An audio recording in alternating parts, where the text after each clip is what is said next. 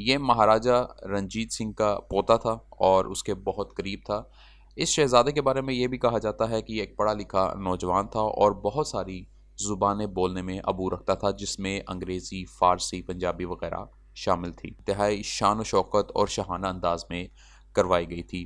آپ یہ اندازہ کیجئے کہ کہا جاتا ہے کہ اس دور میں اس شادی کے اندر ڈائریکٹلی اور انڈائریکٹلی ملا کر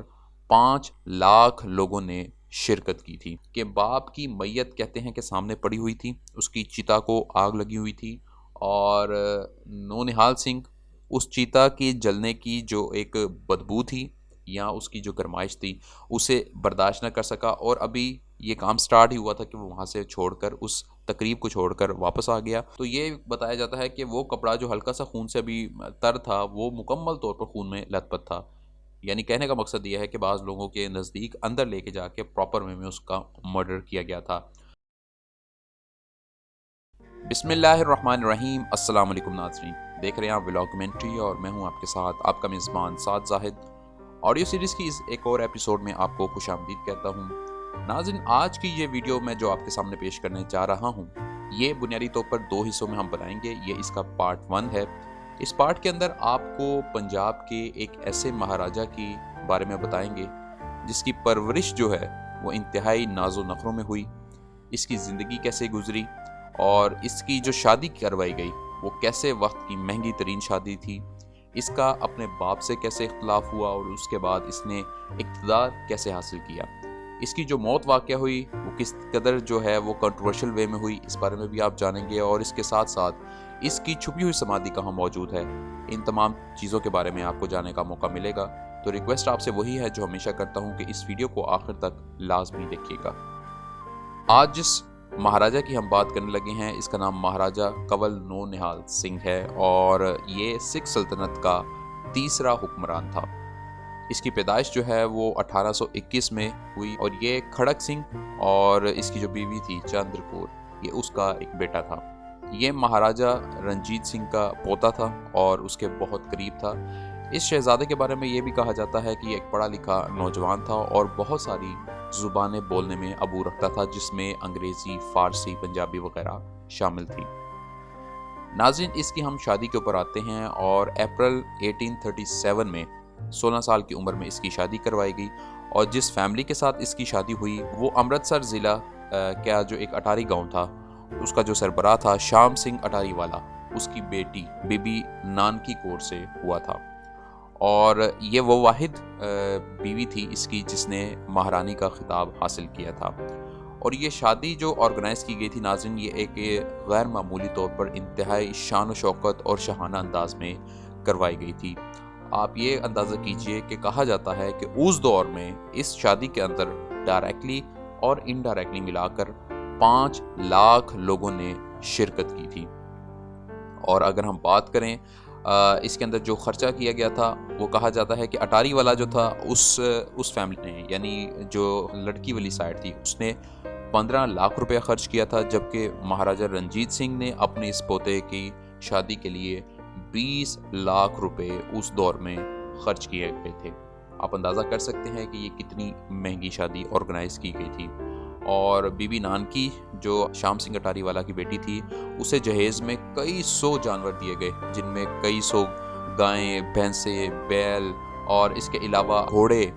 یہ تمام چیزیں جو ہے وہ دی گئی تھیں، اور کئی 100 سونے کے برتن اور دیگر چیزیں جو ہے جہیز میں بھیجا گیا تھا۔ اور یہ بھی کہا جاتا ہے کہ اس دور میں اس شادی میں شرکت کرنے والے ہر شخص کو مہاراجہ نے 5 روپے دیے تھے۔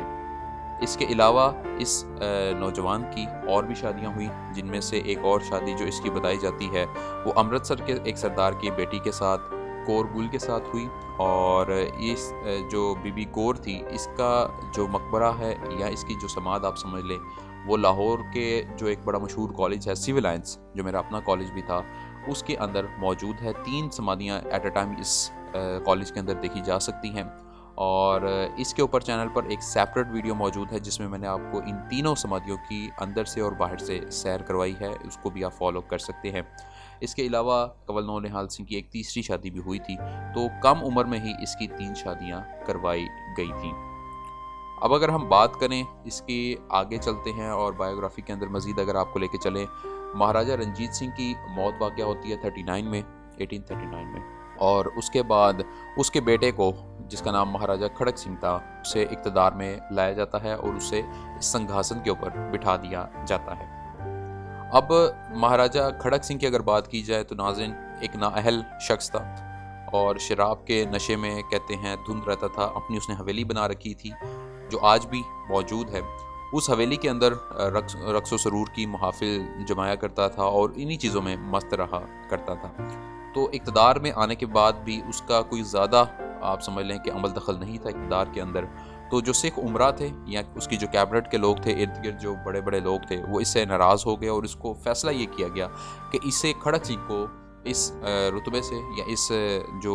مہاراجہ کا خطاب ہے اسے واپس لیا جائے گا، اسے معزول کر دیا جائے گا، اور اس کو معزول کرنے کے بعد اس کا جو یہ بیٹا ہے جس کی ابھی میں نے آپ کو سٹوری سنائی، اسے اقتدار میں لا کر بٹھایا جائے گا، کیونکہ یہ اس سے بہت زیادہ اہل امیدوار ہے اس رتبے کے لیے، اس سیٹ کے لیے۔ کیا یہ گیا کہ تمام لوگوں کو ملا کر، جن میں ڈوگرا برادران تھے، انہوں نے تمام لوگوں کو اپنے ساتھ ملایا اور اس کھڑک سنگھ کو معزول کر کے اس کی جو حویلی ہے اسی کے اندر نظر بند کر دیا گیا۔ اس کے بعد جب اسے یہاں پر معزول کر کے رکھا گیا تو اسی حویلی میں اسے کچھ عرصے کے بعد قتل کر دیا گیا۔ بتایا یہ جاتا ہے کہ 10 ماہ تک وہ زندہ رہا، اور جیسے ہی اس کا قتل کیا گیا، جیسے ہی وہ قتل ہوتا ہے تو فوراً بعد جو ہے وہ نونہال سنگھ اپنی حکومت کا اعلان کر دیتا ہے۔ ناظرین یہ جو نونہال سنگھ تھا یہ ابھی بالکل چھوٹی عمر کا تھا، اور کہا یہ جاتا ہے کہ اصل اختیارات جو ہے وہ سارے دیہانت سنگھ کے پاس تھے، اور نونہال سنگھ ایک کٹ پتلی سا بندہ تھا۔ دیہانت سنگھ بھی اس چیز پہ راضی تھا کیونکہ اسے ایک ڈمی قسم کا ایک مہاراجہ مل گیا تھا، اصل اختیارات وہ اپنے ہاتھ میں رکھ کے اسے ساروں کو استعمال کر رہا تھا۔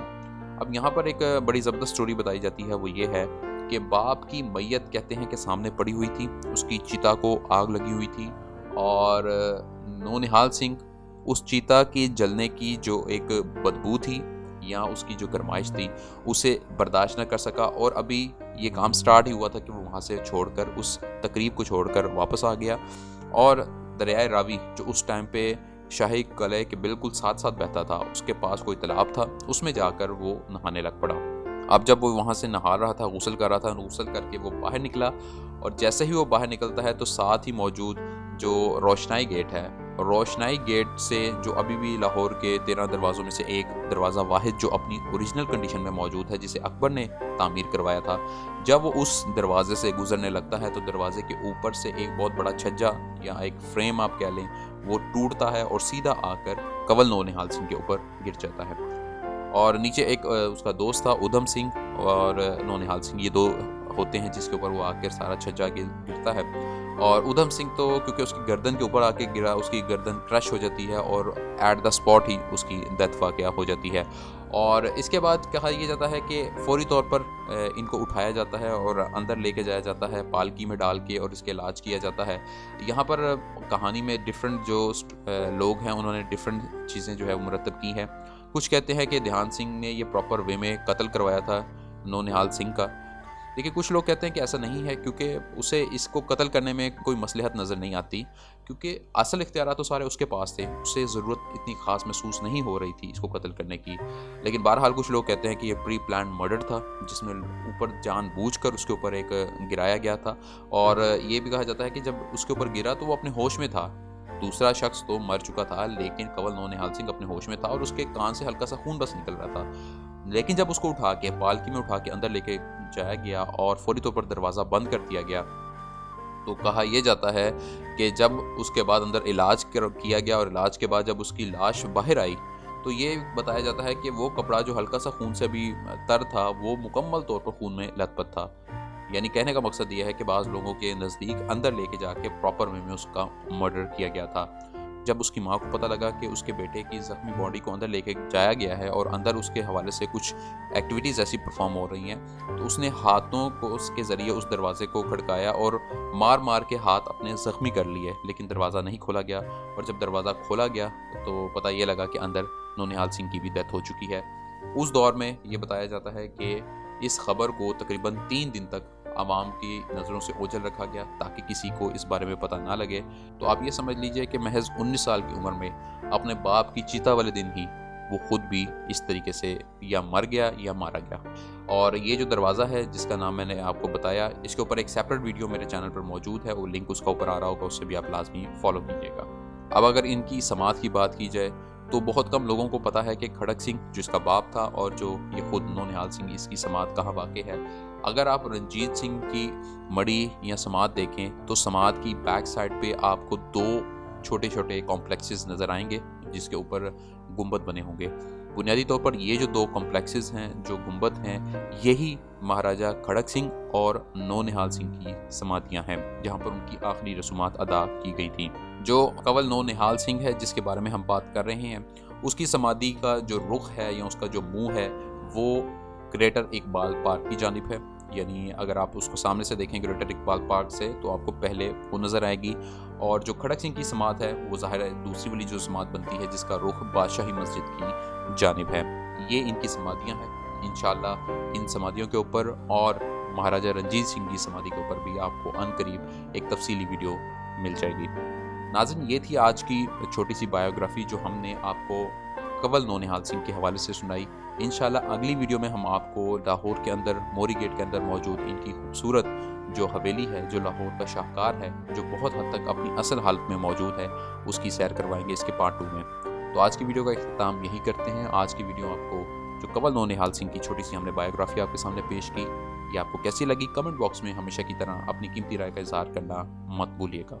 अपने मेज़बान साद जाहिद को इजाज़त दीजिए। इंशाल्लाह अगली वीडियो में आपसे फिर मुलाकात होगी। अपना बहुत सारा ख्याल रखिएगा। अल्लाह हाफ़िज़।